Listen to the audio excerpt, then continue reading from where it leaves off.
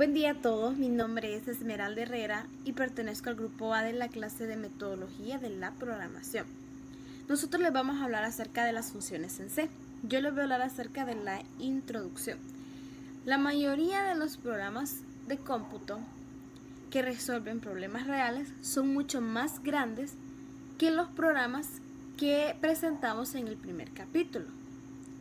La experiencia nos ha mostrado que la mejor manera de desarrollar y mantener un programa grande es construirlo a partir de piezas pequeñas o módulos, los cuales son más manejables que el programa original. Esta técnica se denomina divide y vencerás. En este capítulo describiremos las características del lenguaje en C, que facilitan el diseño, la implementación, la operación y el mantenimiento de programas grandes.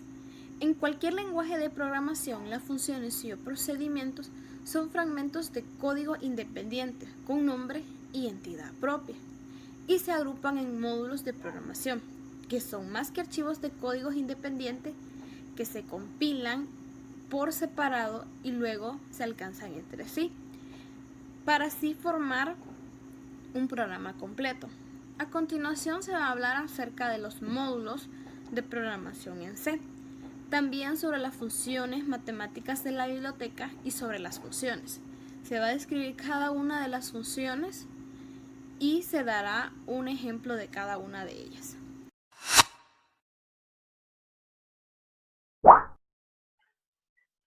Hola, les saluda Ofelia Alejandra Falcón Velázquez. Yo soy miembro del grupo A de la clase de metodología de la programación, sección 07 de la Universidad Nacional Autónoma de Honduras.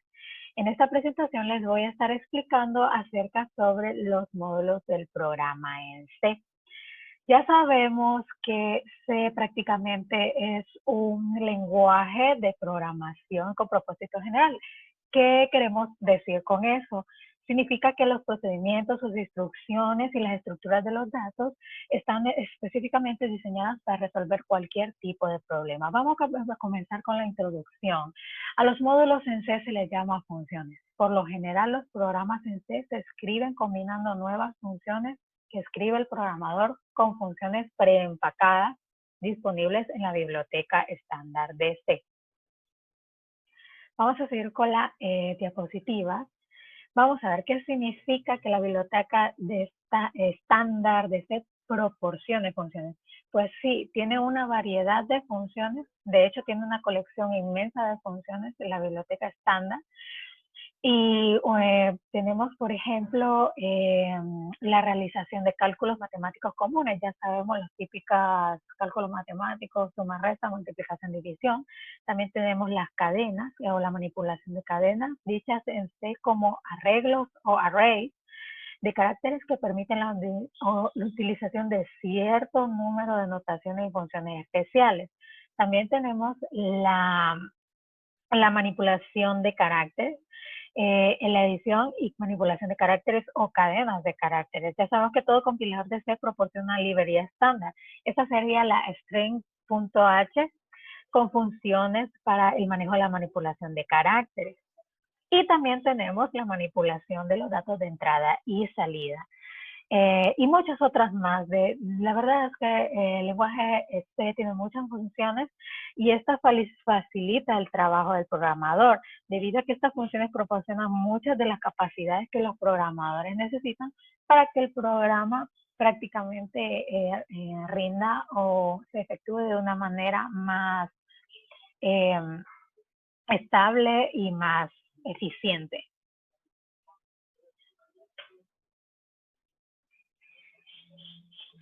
Todo programas en C se basa en la biblioteca estándar para funcionar.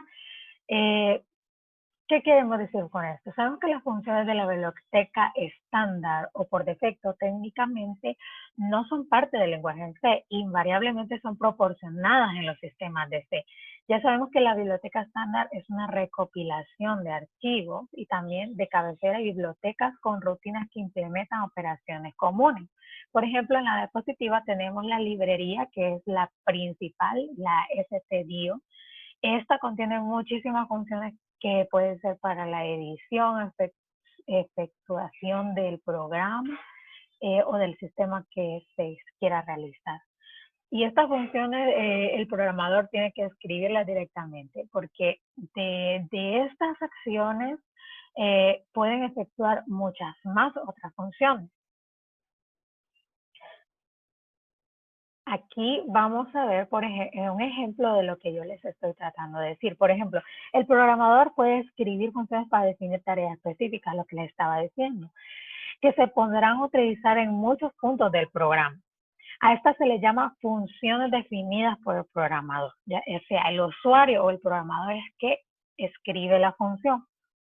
Las instrucciones reales definen a las funciones y se escriben solamente una vez y están ocultas las demás funciones.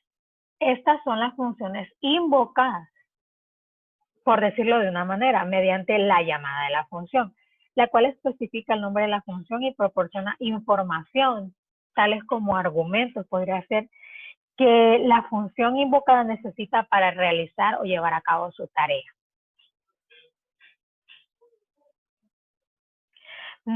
Yo quiero hacerles un pequeño ejemplo para poder entender un poco acerca de esto. Y tenemos una pequeña analogía que se llama la jerarquía de la administración. Supongamos, esto funciona de la siguiente manera. Supongamos que un jefe, por ejemplo, en la imagen, como lo podemos ver en la diapositiva, el jefe sería el caso la llamada de la función. Le pide a un empleado que realice una actividad, una tarea. Este empleado sería la función invocada. Y entonces la función invocada puede tener ayuda o soporte del empleado 2, que en este caso sería la función oculta de la función invocada. Así es como prácticamente todo esto se efectúa en la programación, en el lenguaje de C. Es como una cadena secuencial de funciones que podemos usar para que los sistemas o los programas, ya sean tanto complejos como fáciles, tengan incluso más potencial, más rendimiento. A esto es lo que yo le refiero cuando decimos que la función jefe no sabe cómo realiza su tarea la función del trabajador 1.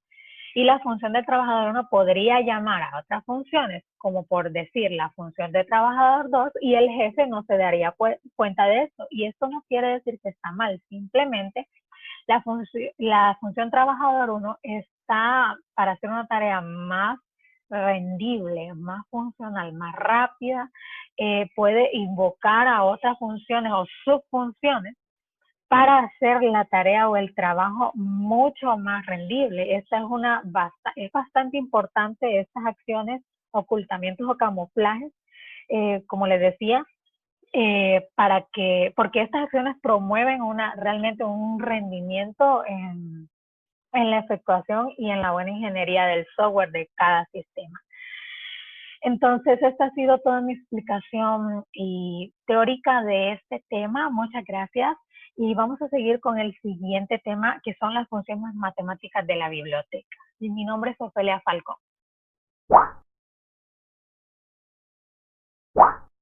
Buenas noches, compañeros.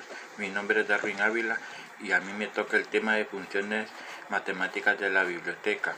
Las operaciones matemáticas son un grupo de funciones en la biblioteca estándar del lenguaje de programación de C, que implementa funciones matemáticas básicas. Todas las funciones utilizadas, números de puntos flotantes de una forma u otra, los diferentes estándares se proporcionan conjuntos de funciones diferentes,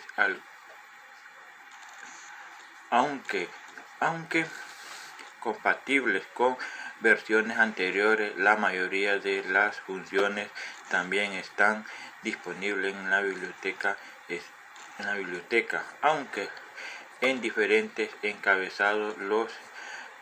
Los encabezados de C también se incluyen pero solo como una característica de compatibilidad obsoleta. Funciones matemáticas. Funciones. Una función es un pedazo de código que realiza una tarea determinada o un cálculo o nos devolverá un resultado.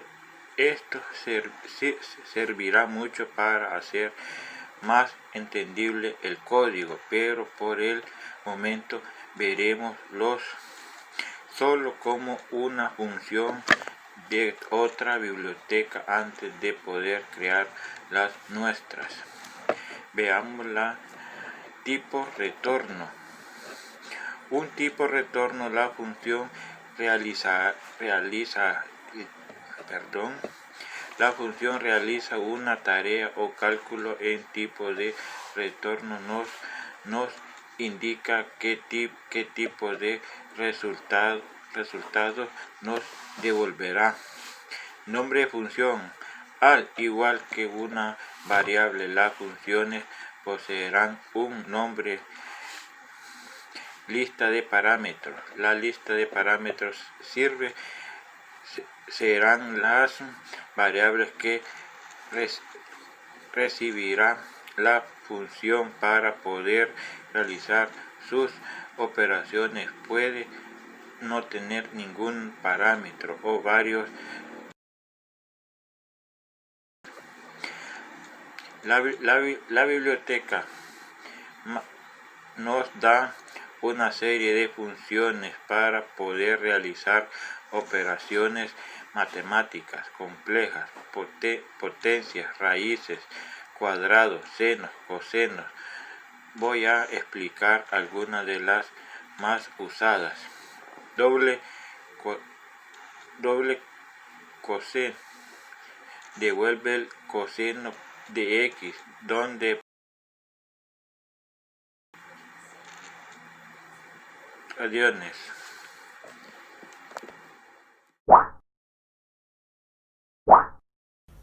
Hola compañeros e ingenieros, mi nombre es Dana Esther Martínez Ayala y soy de la clase de Metodología de la Programación 1.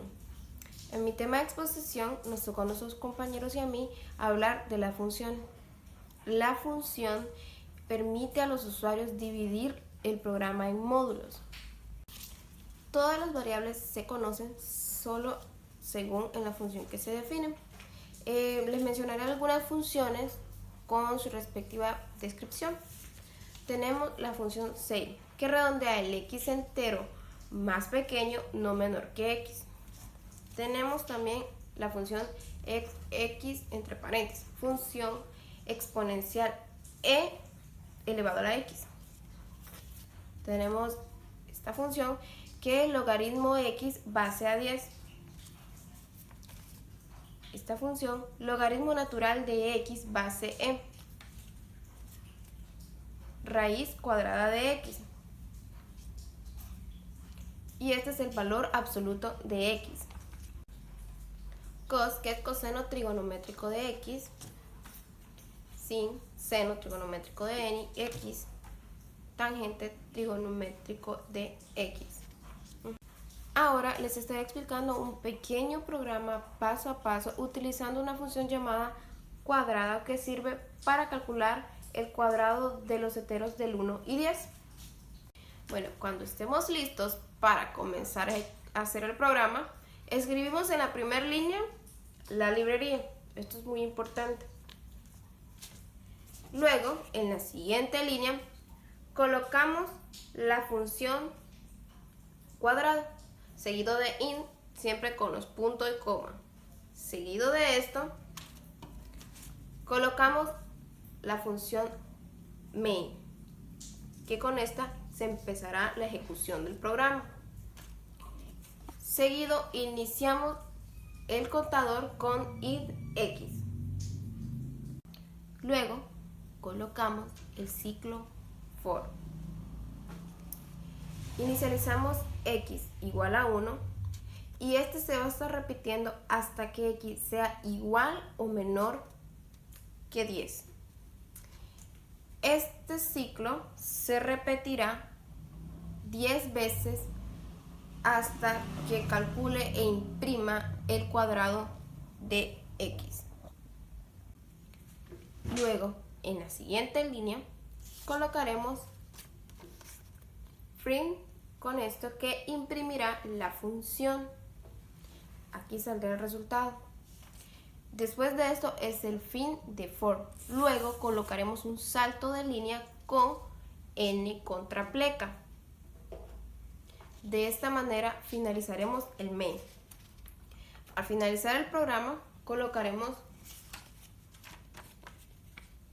return 0, cerrando corchetes y siempre poniendo punto y coma. De esta manera concluiremos el programa y como resultado de lo que hicimos en el programa nos va a dar los cuadrados de los números. Sería 1, 4, 9, 16, 25, 36, 49, 64, 81 y 100. Bueno, y hasta aquí finaliza mi parte. Espero que el tema expuesto por mis compañeros y yo haya sido presentado de una manera clara y concisa. Gracias por la atención, que tengan un buen día.